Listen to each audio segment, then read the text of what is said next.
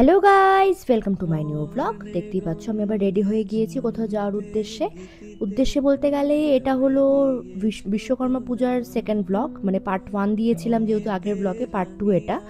বেরিয়ে পড়েছিলাম বিশ্বকর্মা ঠাকুর দেখার উদ্দেশ্যে, কারণ ইসলামপুরে কম বেশি করে প্রত্যেকটা গ্যারেজ থেকে শুরু করে বিভিন্ন কারখানা থেকে শুরু করে বিভিন্ন জায়গায় ছোটোখাটো যেগুলো আমাদের অফিসগুলো রয়েছে সেই অফিসগুলোতেও কিন্তু বিভিন্ন রকমের পুজো হয়।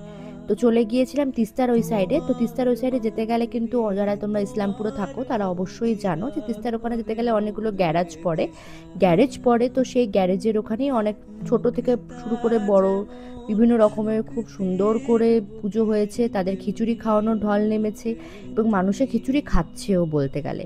রাস্তাঘাটে যেখানেই দেখো তাকাও না কেন সেখানে টোটোর ভিড় এবং মানুষের ভিড়। তারপর চলে গিয়েছিলাম ঠিক ওদিকেই, তিস্তার দিকেই। তো একটু আগাতে গিয়ে দেখা যায় যে ধুনুচি নাচ নাচছে। এদিকেও হচ্ছে খিচুড়ি খাওয়ানোর ঢল নেমেছিল, মানে খিচুড়ি খাওয়ানো চলছিল।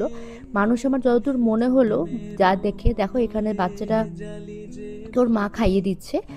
যেটা বলছিলাম বাচ্চাদের, মানে এদেরকে দেখে মনে হচ্ছে যে মানুষের বিশ্বকর্মা পুজোর সময় মানুষের খিচুড়ি খেতেই মনে হয় ঠাকুর দেখতে বেরোয়, কারণ প্রত্যেকটা জায়গায় ছোট হোক বড় হোক প্রত্যেকটা জায়গায় কিন্তু খিচুড়ি খাওয়ার একটা অ্যারেঞ্জমেন্ট রয়েছে। একটা ইমোশনও কাজ করে যে বিশ্বকর্মা পুজোয় বেরোবো এবং খিচুড়ি খাবো, কারণ অনেকেই খিচুড়ি প্রিয়।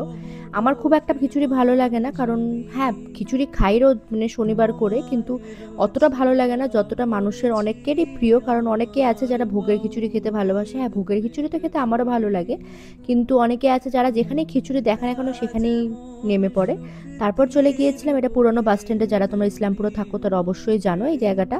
পুরনো বাস স্ট্যান্ডের ওখানে যে মানে মন্দিরটা রয়েছে, ওইখান থেকে যাওয়ার পর তারপর ওখান চলে গিয়েছিলাম একদম টার্মিনাসে প্রত্যেক বছরই থিম পুজো করে, কিন্তু এবছর আমার জানি না কোনো কারণবশত হয়তো থিম পুজোটা করেনি।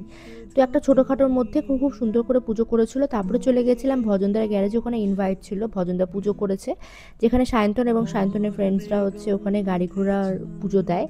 তো যাই হোক, তারপর চলে গিয়েছিলাম পাওয়ার হাউসে চলে যাওয়ার পরে ওখানে আমি কোনোবারই যাইনি, এবার ফার্স্ট গিয়েছিলাম। তো পাওয়ার হাউসেও পুজো হয়। তো পাওয়ার হাউসে গিয়ে দেখেছি যে খুব সুন্দরভাবে লাইটিং দেখলে পরে পুজো পুজো ভাব তো মনেই হয়, কারণ আর হাতে গোনা কয়েকদিন বাকি, সামনের রোববারেই হলো মহালয়া, তারপরে হলো 7 দিন পরেই হলো বাঙালির শ্রেষ্ঠ উৎসব দুর্গোৎসব। তো তোমাদের জামা কাপড় কেনাকাটি হয়েছে? আমার তো ডান, তোমরা যেগুলো ভ্লগেই দেখেছো।